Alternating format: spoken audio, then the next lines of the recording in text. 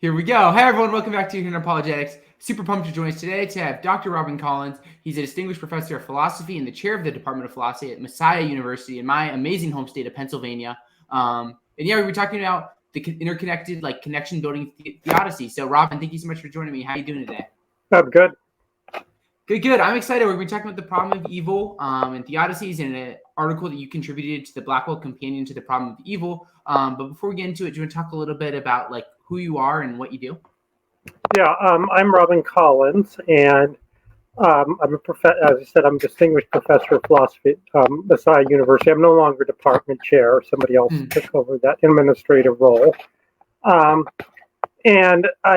main area of focus is science and religion, philosophical theology, philosophy of science, and philosophy of physics. I'm most well known not for the problem of evil, but for the fine-tuning argument. So I've been for the existence of God. So I've spoken all over the place throughout the world on that. And I've worked on a lot of different topics: atonement, evolution, original sin, on the science and religion interface. And currently, my really big project is how the universe is fine-tuned for scientific discovery, that if the fundamental parameters were slightly different, it wouldn't be near as optimal for scientific discovery.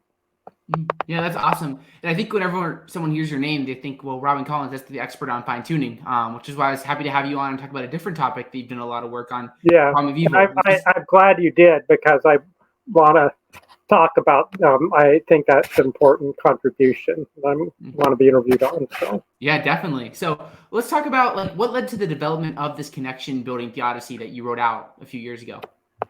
Well, what led to the development when I first came to Messiah University, you have a lot of flexibility on your teaching, what content you teach in philosophy classes, and a standard issue you would cover in not only philosophy of religion, but just a general introductory philosophy course is the problem of evil.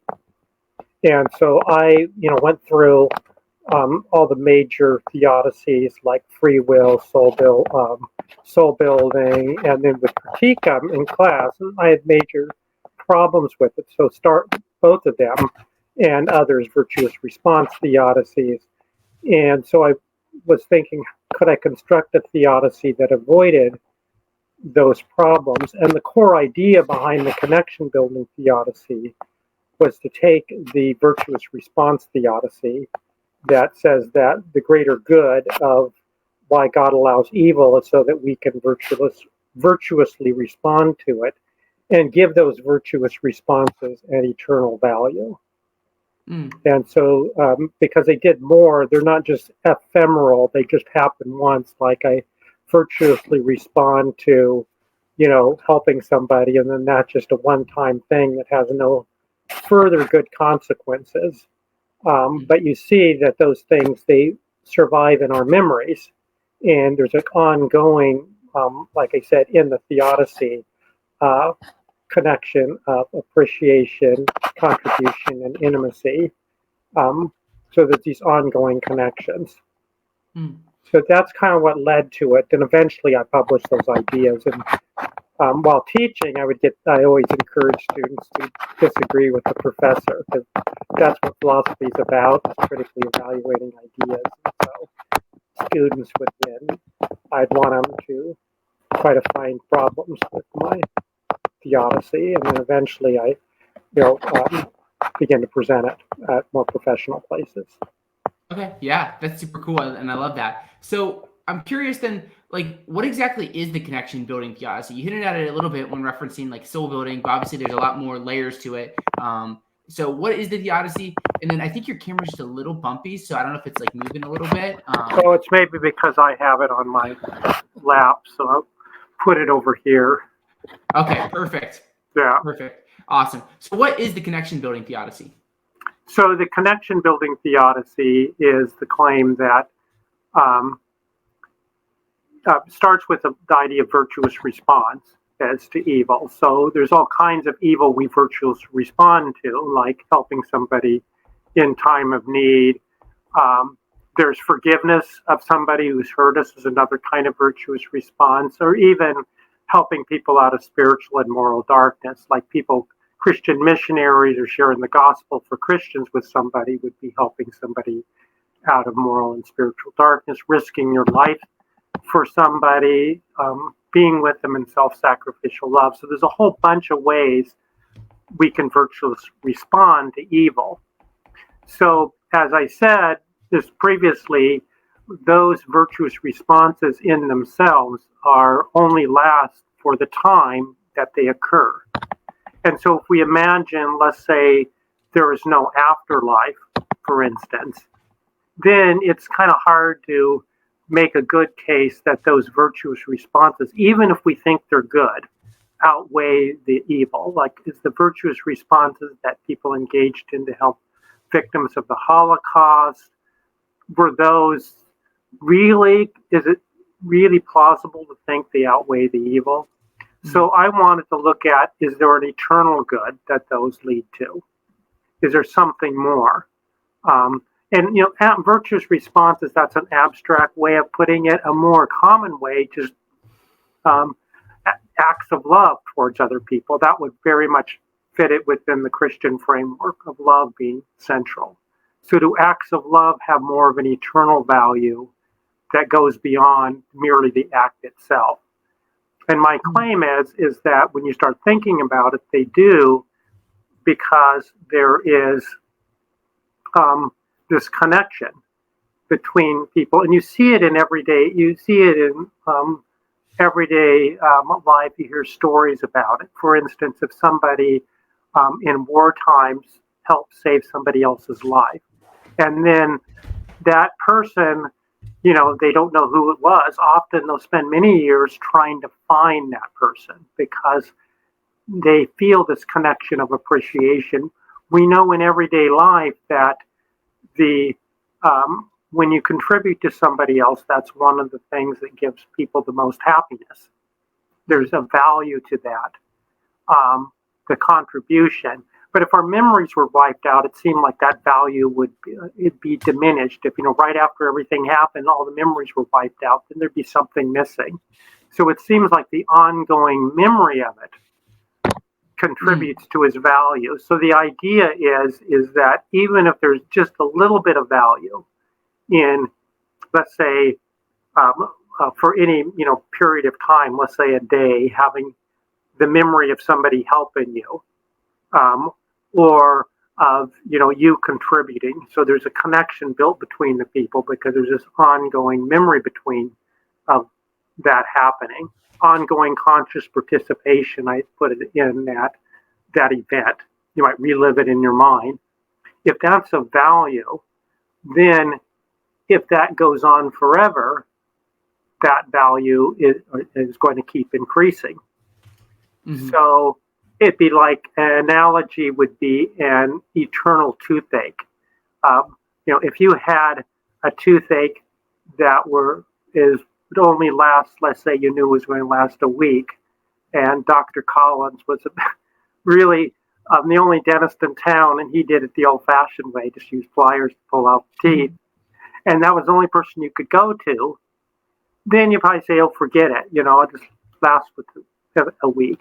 But if you knew that unless you got it done by Dr. Collins, it was going to last forever, you would be there enduring the pain. Because why? The toothache, this value would keep increasing. Mm-hmm. So that's the idea. Then these connections, their value keeps increasing. And so it's at least plausible to think they outweigh the evil required for these sorts of connections to occur. Okay, yeah, that's super helpful. I like the idea because you hit in the beginning about different acts like self-sacrifice or risking your life, these acts of courage, which we see as good and really good things, but under a very a basic soul building, it's well, that's just a one-off event. But when you really evaluate the nature of these connections, there is something deeper, and it shows how it's contributing to almost this cosmic story. And as you hinted at, this world's getting progressively. It's leading to even greater and greater things. Is that kind of the idea? Yeah, the connections are like a web. So there's many of them that interconnect you with other people. like in soul building, it's a single thing that the virtuous responses then lead to a single thing, a more loving a soul, a more courageous soul, a soul with better character. But these connections, each of them individually are of value. So if you deleted one of them, you'd be deleting something of value that goes on forever. So there's a web of connection. And then not only that, I stress when I talk about this, is that it's possible if everything were just good to create connections between people. Like if two people in a heavenly state, Jane and Jill, they've been there for 1 trillion years. Jane bakes Jill a cake with 1 trillion candles, and it takes her 20 years to do it. Jill would be very appreciative. And so there'd be a connection of appreciation. But so those kind of connections can exist. One's based on just shared goodness without any evil. But certain kinds of connections, these that require like self-sacrifice, where you really have to suffer with the other person, or helping the other person in their become from a state of, a more reprobate state to a state of spiritual enlightenment or moral enlightenment. Those kinds of connections where I really contribute to somebody else's life in that important way, like the Apostle Paul did, with his converts. Those would be lacking if there weren't any evil. So you would get if God created a world without any evil, you would get connections, but there wouldn't be any of sharing others' pains and things like that. Yeah, that's great. Thank you. So I wonder then, like, Robin, what's so valuable about connections? Obviously, like we're trying to explain why God allows evil. This is a very big topic, and it's super important to answer because evil's all around us. So what makes connections so valuable that it might be worth the evil that exists in the world? Well, I mean, I think the best answer to that is you can't ultimately say why one thing is intrinsically valued, like happiness. You just perceive it as being of value. So it's a hypothesis that connections are of intrinsic value. And then is that a well-founded hypothesis or not? Well, it seems to be well-founded because we actually value those connections. Like I said about contribution, we value having contributed to somebody else. It's like part of the meaning of our lives. If you think of meaning as, I think there is an analogy between meaning of life and meaning of a sentence. So two aspects is it's something, your meaning of your life that's been oriented towards the production of good, and it's connected with something larger. Even if we've done good things, but it's not connected with others, we would feel there was something missing. So we perceive as these cases, like I said, of people finding, the person that helped them in times of war. When we see a marriage that has been, somebody's been committed for 40 years, we feel very good about what's happened. And we seek those connections all the time. So we seek them because it's at least plausible to think that they're of value. So what I'd like to do now, Robin, is get to some objections. And then once we cover some objections, I think it's helps to clarify the theodicy, and we'll get into some practical implications. So what about connections that have either negative value or no value? Because we could talk about good things that people do, like helping people in need or having courage or things like this. But people can also point to a lot of really bad things that people have done, harming other people, harming themselves, just different things that have negative value or no value. So how does the connection building theodicy address the many negative connections that exist in the world? Well, there's two ways you could go, and I'll prefer the second way. The first way of going is those negative connections. Just a second, lost my train of thought. The first way of going is there a byproduct of the kind of system that's required to have positive connections. So the idea is if you create a world in which we can help other people and have the positive connections, then that's going to, as a necessary byproduct, it becomes possible for us to harm other people because there has to be to help other people, and to be of value, we have to have the choice of helping them over harming them. So that would be much like what the free will theodicy does in trying to explain why there's evil in the world. It says, well, God must create a world in which we have morally significant free choice over good over evil. And God doesn't want the evil in itself, but the evil is a necessary byproduct. God must allow it to happen in order to get a world in which we make positive free choices. So that's one kind of response, and I could, go that route. But I think there's another, even more powerful response, and that is, I think, negative connections can be encapsulated by something positive, so they could be turned around for good. So if one person hurts another, then that connection can be, seriously hurt somebody else. The forgiveness, that's a positive connection, because forgiveness, when you've been seriously hurt, requires a lot of effort. It's not something easy to do. So the other person has to put their anger, their desire for vengeance aside, and really wish the person that hurt them well. And so that creates a positive connection by letting go between the person who's forgiven and the forgiver. And the biggest instance you see of this, within the Christian story is the atonement. Is that through Jesus' life, death, and resurrection, we are saved from sin and reconciled to God. So the idea was costly for God. And so then you have this very positive connection. For example, the song that's usually sung is Amazing Grace, how sweet the sound. And, in 10,000 years, I will still be singing, his, about his grace. That's in John Newton's song, Amazing Grace. So they'll still be praising God, which is a positive thing, that kind of appreciation for being saved from sin and reconciled to God.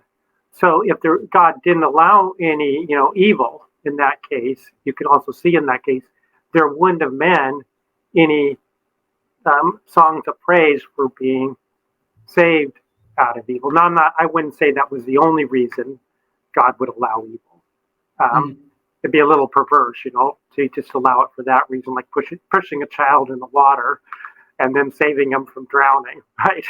Well, there has to be other reasons, but you get the idea. So there's this connection of appreciation for being forgiven. And that encapsulates the evil, so it turns it around. And one hypothesis I have is that that's the reason Jesus stresses, one of the reasons at least, stresses the importance of forgiveness. Yeah, that's super good. And it's helpful, thinking, in my own, way of just thought about the problem of evil, going back to the atonement. All Christians want to affirm, this atonement is, this really great good. And it's the most amazing thing, God's ever done for the world. And the question is kind of well, why? And like you said, it's there's something there to the connection of a negative thing, a bad event, something that was harmful, like Jesus on the cross, that's painful, that's bad, being turned for something really good. I think there's something really that clicks with me when I think about that. Right. So then I wonder, the question then is, what about really extreme evils? So we could look at something like the Holocaust, a horrific event with so much human suffering and so many people that have died. So what about these very extreme evils? Because, how do you make sense of this in light of a connection theodicy, especially when you want to say negative events can be turned to good events? Okay, so in the case of the Holocaust, one response, once again, is those evils, a lot of them led to all kinds of good connections, such as people attempting to help each other during the Holocaust, but also a lot of work's been done since then, huge amount of work to prevent that from happening again. So we are beneficiaries of that that's not happened again, at least in the Western world. There has been instances like that, like in the genocide in Rwanda, but it would have been much more extensive if people hadn't worked to prevent it. So it's allowed a huge amount of contribution that we haven't experienced something like that, even though we're unaware of the contribution, why we haven't been in those situations. A lot of it is because people have worked very hard to prevent those things from happening. But those sorts of, there's also, I think, when I give the extreme evils objection, I like to give the hardest one, the one that really seems hard to explain under connection building theodicy. So there you can see various connections, positive connections that could develop. And there's also the connections of forgiveness in the case of the Holocaust. So what I do is I imagine a case in like of a girl that's been captured as a sex slave, raped repeatedly, and then eventually is killed. And no one ever comes to rescue her in this life. So it seems like there's been no positive connection for her. So how do you deal with a case like that? Well, once again, you could say, well, that's just the cost of creating a world which allows for the sort of virtuous responses that leads to these connections. I don't find that completely satisfactory because, for one reason, is that it seems like it's using the girl, her suffering, which God could have prevented, for somebody else's greater good, and not a good that rebounds to her. And I think that there's sort of a problem in the region where Jim Sturba was talking about. So what I actually say in that case is there is opportunities for connection. First of all, on the cross, and I think just in general, God empathizes with our suffering. But particularly on the cross, there was Jesus, not on the cross, but throughout. The Christian teaching is Jesus is there in our suffering with us. So Jesus has experienced our suffering with us, or precisely God the Son has. And so that, first of all, creates an intimacy between God the Son, who's with us in our suffering, even though we might not recognize it in the person who suffers. Part of that God's empathizing with us actually helps heal the trauma. I think you see this in the case of therapy and things like that, and you see it in everyday life. What people often need, when they've experienced really deep suffering, what they first of all need is not somebody just to say, "Oh, it's going to be all right in the end," but somebody who could truly empathize with what they've gone through, to share that suffering with them. Which empathy does to an extent. You're sort of, even if it's after the fact, you're there with them in that suffering. So you've experienced it indirectly with them. But then I also hypothesize that given human beings are communal, we're not just isolated. That's part of our nature, to be in interaction and interdependence with others. That it could very well be the case that to be fully healed of suffering, we need another human being to empathize with us, enter into it in a deep level. And so I could imagine that happening in the afterlife, that others step forward to fully heal the girl that's experienced this by really entering into that suffering, sort of taking it upon themselves. Like, there's stories of empaths that do this kind of thing. Like Star Trek, The Old Generation, if you watched that, there was an episode about an empath who could take on other people's pains. So it's doing that, and then that heals the person. It's taking on their wound and it's becoming your own, and you heal the person in that process. So there is all kinds of additional opportunities for connections, and maybe that will solve another problem. Some people die early or just don't have the opportunity in this life to develop lots of significant connections like that. Well, there'll be plenty of opportunity in the afterlife to do that, if this is right. Yeah, that's super helpful. Thanks for spelling that out. So one thing I'm wondering about then is, like, some people could still push back and say, like, hey, let's say, like, empathy is a very good thing. Like, yes, it is. Courage is a very good thing. But we're talking about with the question of like why God allows evil. We're dealing with an omnipotent God, a God that can do anything, a God that's morally perfect. So isn't it possible that God could create in like alternative routes with less evil and suffering, while still having connections? Like going back to the case of that girl who goes through that horrific suffering, like couldn't she like maybe like empathy is good, but couldn't she have gone through less suffering, making it like less evil, while still keeping like the connections that you thought the Odyssey wants to like hold to? So what are your thoughts on that? So my thoughts on that are, there's so there could be one scenario is no evil at all, and then there's only connections based on positive experiences, like Jill baking the cake for Jane in the heavenly state. Then in that case, there's a whole bunch of connections that are just missing. And if those connections are goods, that we share sufferings with other people, those goods are missing. So that's one scenario, and that's the answer to that.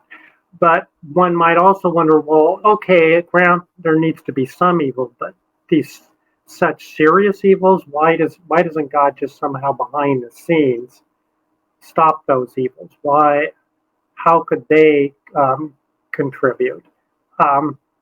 And so what I want to say, because there still could be what I call evil transformative connections, these positive connections that come out of evil and suffering people endure. So one of my theses there is that it's a sort of subsidiary thesis, is that to some extent, the deeper the pain and suffering and the more a person has to go through to help the person out of that suffering, the stronger the connection. So if I just help you with the toothache and maybe take you to the dentist or something, and I maybe pay for your dentistry $100 or so, right, to get your tooth, or several hundred because you're a poor student. Okay. And, there's some connection of appreciation, but it's a much deeper connection. Let's say somebody's, married to somebody else and they go through a 20-year illness. And I actually knew a pastor who this was the case with. His wife had a 20-year multiple sclerosis, and he was always there for her. So they were there for the other person willfully for 20 years. That's going to be a lot deeper connection. Mm-hmm. So there's deeper connections that can occur in this way. Now, of course, there's going to be a limit. I don't know where the balance is between when the positivity of those connections outweighs the evil. Mm. But at least, that's once again a plausible hypothesis. When doing this theodicy, I keep saying plausible hypothesis. I'm not saying this is the end-all answer to why there's evil. I think the role of a theodicy is to give a plausible hypothesis, plausible set of reasons why God might allow evil. Yeah, that's good. Thank you for bringing it up, Robin. So here's a way of something I want to think about for a little bit here. And this is the question of like hell.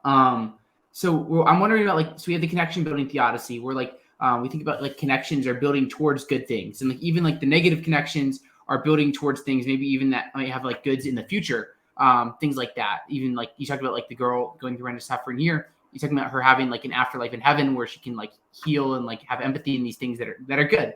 So what about hell? The idea that like for some people maybe their life and their choices and their connections are leading to like either annihilation or like an eternal torment. Like would this challenge the connection building theodicy? How does hell factor into what you think about this? Hell does challenge the connection building theodicy, because those people, that are either annihilated or are existing in hell are not having positive connections, right? Mm-hmm. So and people in the heavenly state that might have helped them, there's no positive connections there. So there's these negative either zero connections, so that the bad things that happen to them are unredeemed by further positive connections, or there's negative connections that go on forever that are unredeemed. That said, I think eternal hell is a problem for any theodicy. So any theodicy has to deal with it because there is suffering and morally reprobate actions that go on forever.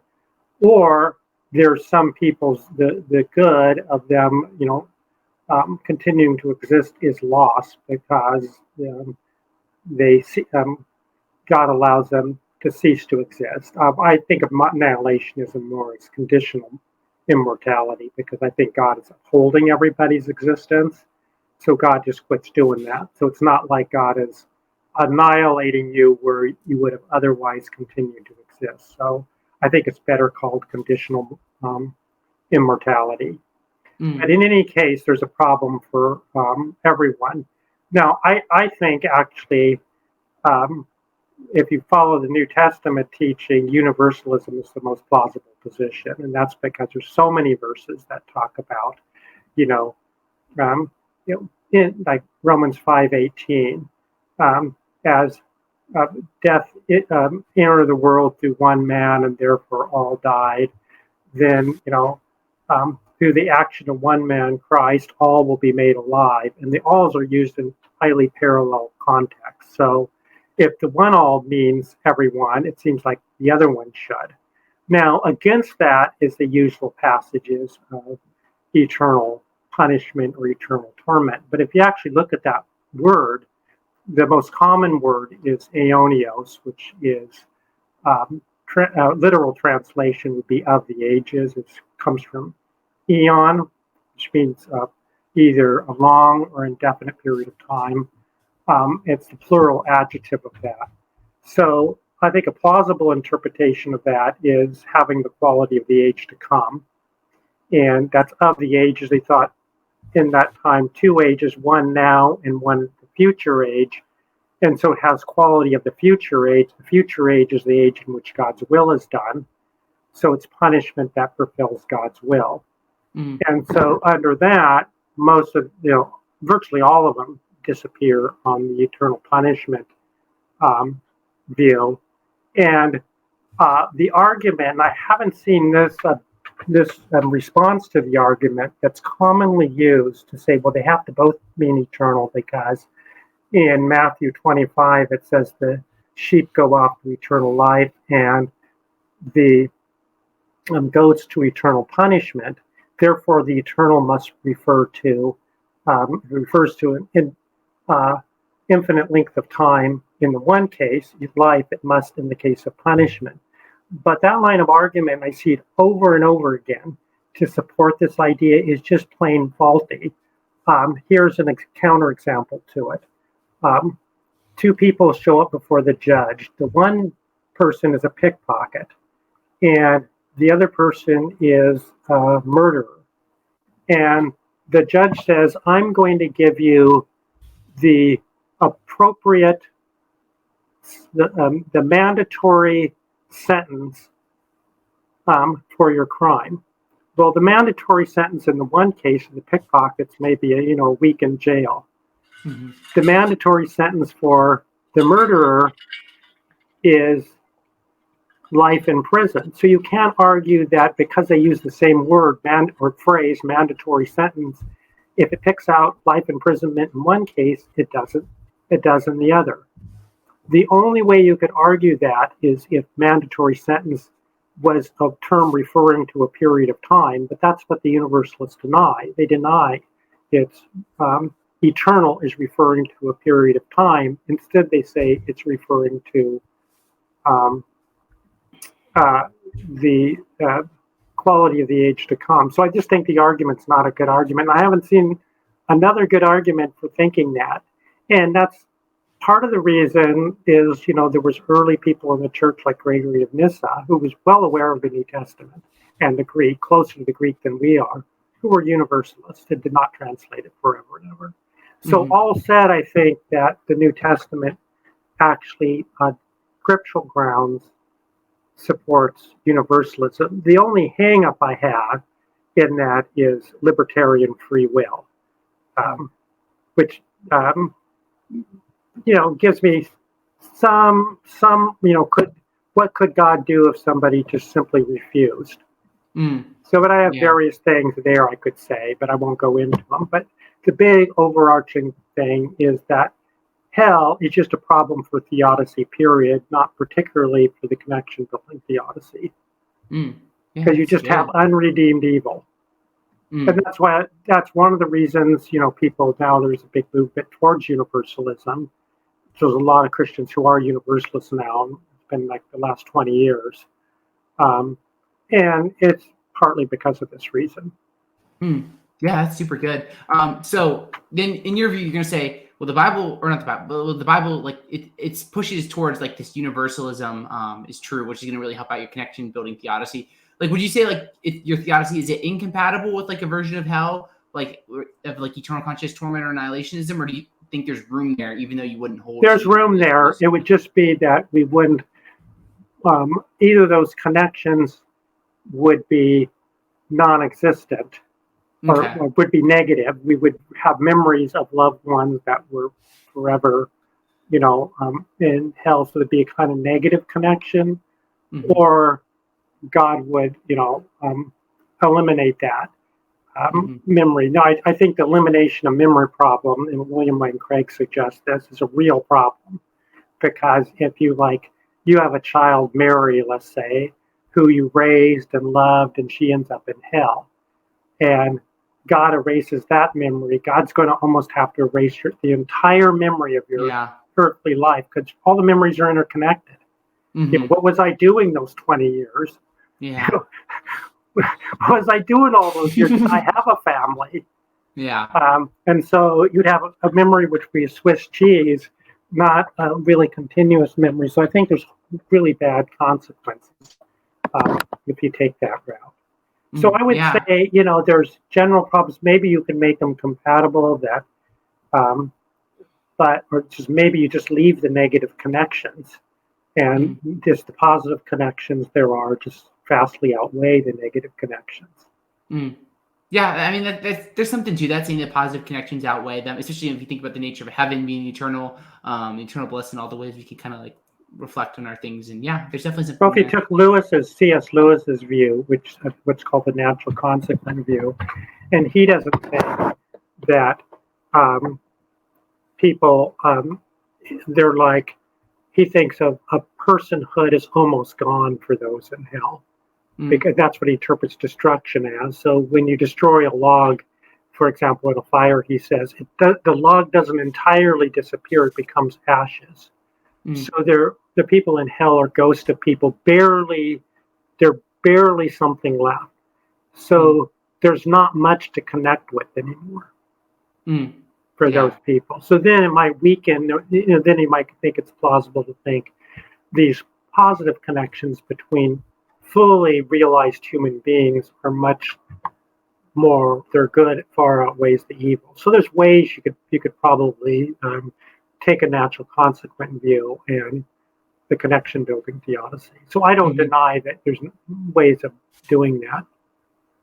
Yeah, that's great. So one question I have, moving away from objections now, is like, how is this connection building theodicy going to lead to like practical implications in like our own lives? So we think about the value of like love and self-sacrifice and good relationships. How does this play out in like our day-to-day lives as we live as Christians in this world? Right. Okay. So one thing, it gives love an eternal value.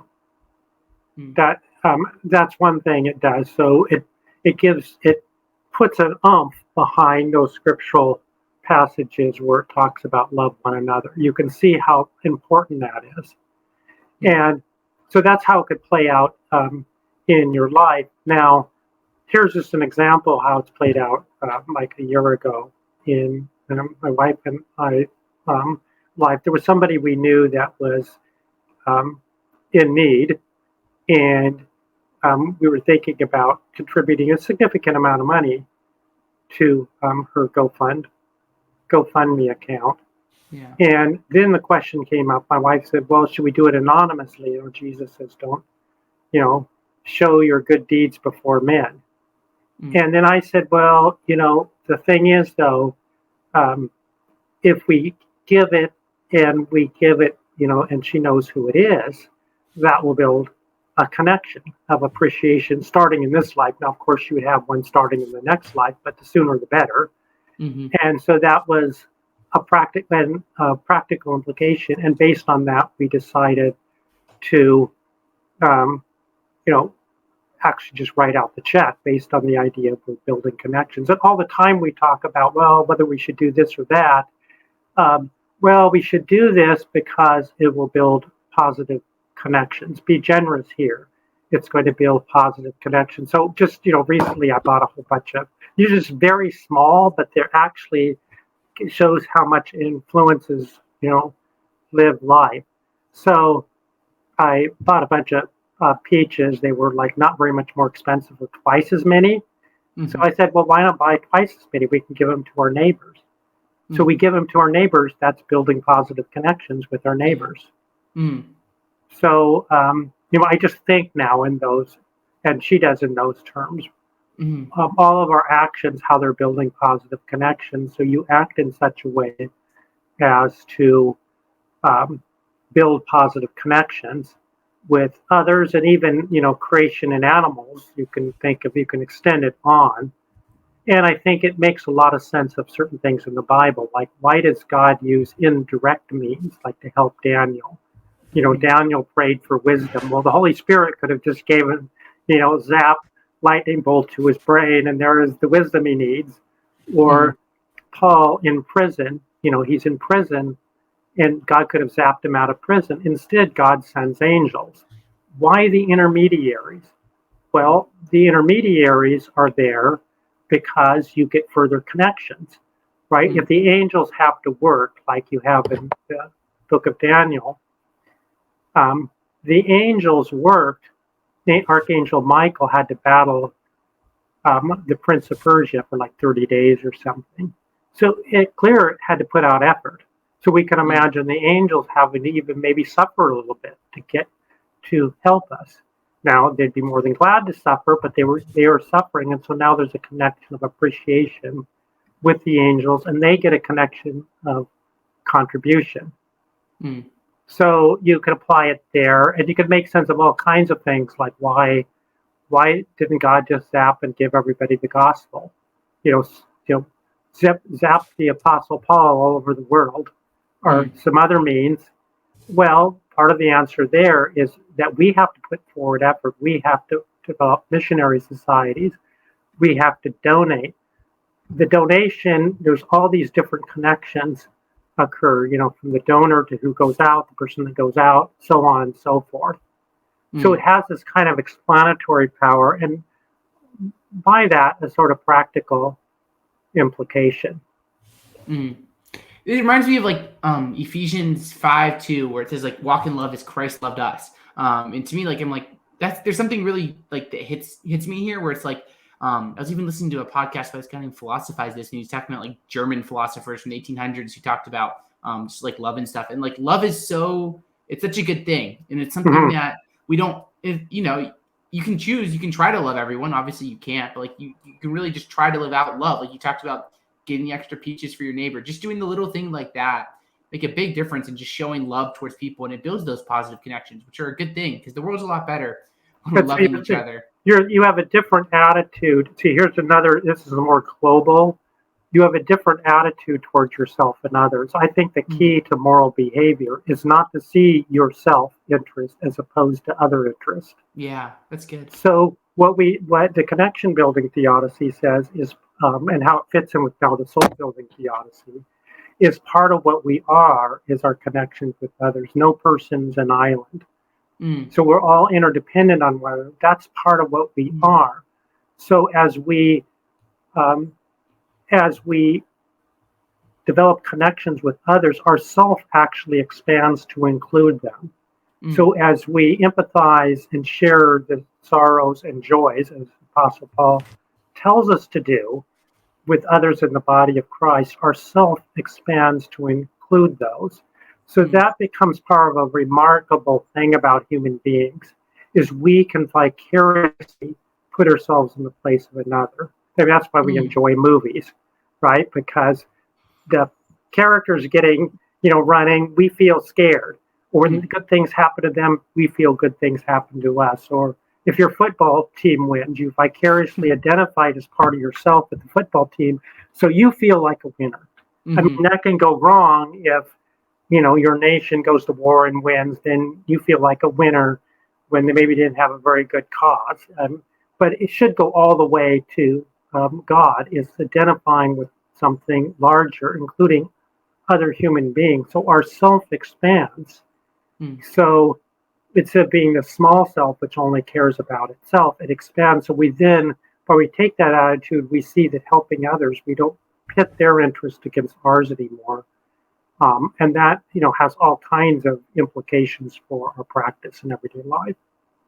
That's really good. Yeah, I love that. So let's get a couple of things here before we close up shop. How can the interconnected theodicy, how can this help us in answering the problem of divine hiddenness and wondering where is God in this world? Okay, so let me give another standard answer, and I think the two go nicely together. Mm-hmm. Another standard answer is with the free will and soul building theodicy, is that we can't be too aware of God, otherwise that would inhibit our free choice. Mm-hmm. So, for example, an analogy is used. If I'm driving down the road and the speed limit is 65 miles an hour, and I see a police officer in my rear view mirror, I can't really freely choose to drive 65 because I want to be a law-abiding citizen for the right reason. Mm. Because seeing that police officer kind of obscures, it doesn't allow me to do it for the right reason. So if God was too present, like we felt like God was right there, then we couldn't really have that choice to do the right thing because it's the right thing. Mm-hmm. So that's one common reason, and makes a lot of sense. But it doesn't make, the problem with it is a lot of people during the Middle Ages, that was what they were taught is Christianity. So at least the gospel was available to them, or at least that there was Jesus, whatever you think of the gospel during that period. Just belief in God was common. The gospel had already got to them. So it doesn't explain why so many people don't know about God, haven't heard the gospel, etc. So what the connection building theodicy adds this to it. It says, why did God use the method of evangelism? Why didn't God simply send the Apostle Paul, let's say, to tip them all over the world to the Chinese or angels or some other means? I mean, Apostle Paul, it wouldn't have been God directly present to. He could have made him even look Chinese, right, and just preach the gospel, right? Mm-hmm. So why didn't God do that? Why use inefficient human beings? So what I think we're forced to say is God wants us to be the instruments of other people's salvation. And then, well, what's the good about that? So ask the next question, what's so good about us being instruments? Where the connection building theodicy gives you the good, right? Because we develop a particular kind of connection, which is a really important connection. We form part of what the person becomes. They're what they become as a spiritual being and even a moral being. So one of the greatest ways you can help somebody is by helping them grow morally and spiritually. Mm. And so that gives us a huge opportunity to do that. So we become, as the Apostle Paul said about the people he preached to, he said, I am your, spiritual father. So it's the analogy between the father or mother relationship and children. Just like, and that's, fits in with connection building, once again, what I call the child rearing system. Mm-hmm. So why God did it via child rearing? Well, because, that gave us opportunities to really input into other people's lives, parents to the children and ancestors to those that followed them. So there's this whole string of connection that's, for like what Apostle Paul did is ever expanding out. So what he did now, I'm a beneficiary of it. Mm. Because if it wasn't for him, I doubt there would have been a New Testament or any of this stuff. So what the early Christians did, missionaries did, all those did, I am a beneficiary of it. So there's this expanding out set of connections that occur, and a kind of connection that wouldn't have been possible. All that kind of connection wouldn't have been possible without God allowing people to be in spiritual darkness. Now that I just want to bring up a quick objection people might raise to that. Well, if you think that view called John Sanders called restrictivism, that all those who haven't heard the gospel are going to hell, then it doesn't seem the good outweighs the evil. But I think that's just an enormously implausible position. Because if God could have got the gospel to them, and God really loves them, God is not going to allow the missionary who had a flat tire to determine whether the tribe is saved or not, and the people go to heaven or hell. So I think there's multiple reasons that view is really problematic. Another reason is that it turns the gospel from good news to bad news. Like if you were preaching to a tribe whose parents, the person whose parents and brothers had just died, sisters had just died, you'd have to say, "I'm sorry, you can get saved now, but I'm very sorry to tell you this, but all your loved ones, they're eternally being tormented." That would be very, very bad news to those people. And missionaries never did that. They never, missionaries had to change what they said because you're not going to get any converts that way. Yeah. So there's all kinds of problems with that. I don't think it's really even supported by Scripture. So I say all that here you have this good that can come from God using us, just like God uses us for other things, developing medicine. So God does things through intermediaries inside the system instead of directly outside the system, instead of intervening directly, typically because that builds more connections. Yeah, that's great. So one more objection I want to address here is how is this going to help us in addressing religious diversity? How do we look at the interconnectedness theodicy in light of differing religious traditions all around the world? Okay, I think what God has allowed that kind of diversity throughout the world, and the reason is, at least from the perspective of the connection building theodicy, is that they must depend on us and we must depend on them that have a full view of the truth. So there's things we have, I believe that, in the uniqueness of the atonement of Jesus, I think Christians need to affirm that. So all religions are equally paths to truth. There's something unique about the necessity of, or the benefits of the atonement that is important. But that doesn't mean other religions don't have insights to offer us. So to reach a full sort of understanding of our own faith, we need to take into account other people's points of view. So there's not only diversity of religions, but there's diversity. Remember, there's also huge diversity within Christianity itself. There's all kinds of denominations. So that is equally a pressing question. Why that diversity? Well, I see it as an opportunity for us to get together and learn from each other. And by doing so, we come to a more full sense of the truth, that the full redemption is not going to occur until we do that. So I want to just say one other thing about that. That's interesting in cultural diversity and fine-tuning, because it actually connects the two together. So when I was thinking about fine-tuning, and I was imagining changing the gravitational constant, and if you change the gravitational constant, the amount by which Newton's constant of gravity in his equation, then life-permitting planets either get smaller or larger. Okay, if they get smaller, there's clear effects that you can't get a decent environment. But they could have been a lot larger planet. But if we had let's say a planet 100 times as large, we wouldn't have had a sense of global community. We would have, because I just recently flew to the UK. Took me 8 hours from Philadelphia. It would have taken, if the world was 10 times as large, 800 hours, or 80 hours, 100 times as large, 800 hours really wouldn't be feasible anymore. So what we're at this very unique point where we have maximal, within the small region of planetary size, where we have maximal cultural diversity, while still having a sense of a unified human community. So it's kind of a maximal diversity, the diversity allows for interconnection, so there's maximal interconnection while still allowing integration.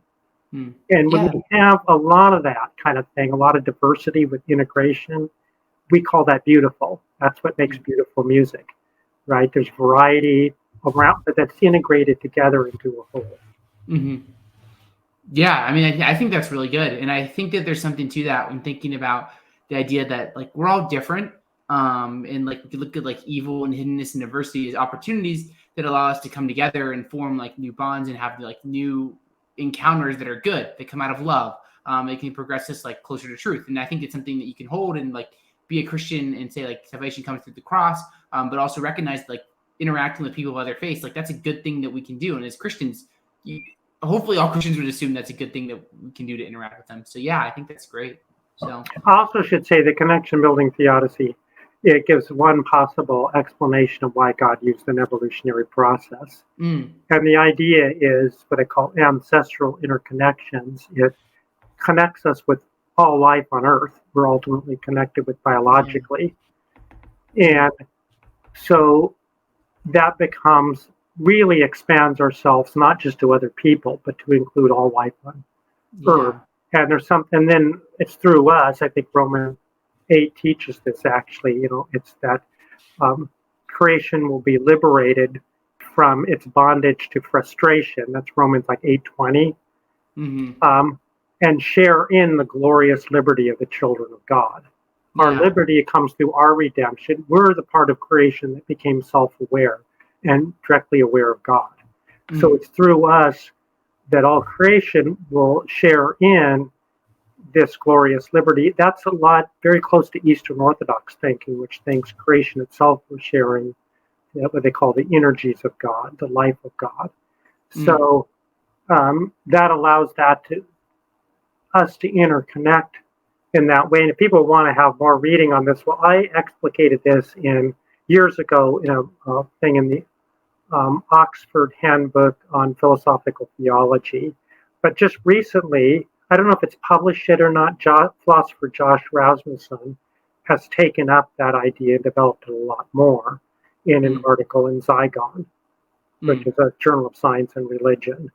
So that whole thing could be developed in, I think that Bethany S., the person you had on a while ago, she also talked about that interdependence. That would just be another name that was part of the good that was realized by God, created by evolutionary process. So what you get is all this. There's a lot of already interdependence in nature. Those are kind of connections that are already there. That's been the general direction of evolution. So there is competition. That's the negative side.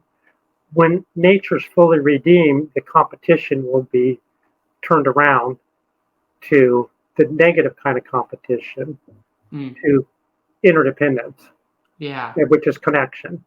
So so go ahead. Go ahead. I was going to say that's super good. So yeah, go ahead. So it has a potential very large scale explanatory power. So although I say at the article that it's just one among many goods, I actually think it's more than just adding additional goods. It's actually gets to one of the major reasons why God has allowed evil. I don't want to say the only reason, because I think God is so smart. God is so wise. There might be manifold reasons, so I don't want to go beyond that. Yeah. Well, this has been great. Thank you so much, Robin, and I really appreciate your time. As we wrap up here, is there anything like any last thoughts or things you want to say before we're done for the day? Yeah, you can. My article, I think I have a preprint on the web. It's been printed in. It's only really in article form, but it's a very condensed article. So it has a lot of points in a short amount of space. So be aware of that. It says a lot, and you'll have to think about it. It's a little more in the direction of, not to scare anybody away, but mathematics text. You often, if you're reading literature text, you might read a college course. You might read 100 pages. For the next assignment. Mm-hmm. But a mathematics textbook, I'll read one page because things are so condensed. Mm-hmm. So it's Yeah. condensed, and I laid the whole thing out with objections. A lot of what I said here, but more fully in that article. Mm-hmm. And I'll put a link to the whole book in the description so people can check Right. that out if they're interested. So Blackwell yeah, Companion, The Problem of Evil. it's a great book. So thank you so much, Robin, for coming on. I appreciate your time. It's been such a great conversation. So thank you so much. I just really appreciate your time and all your hard work. So thank you for coming on today.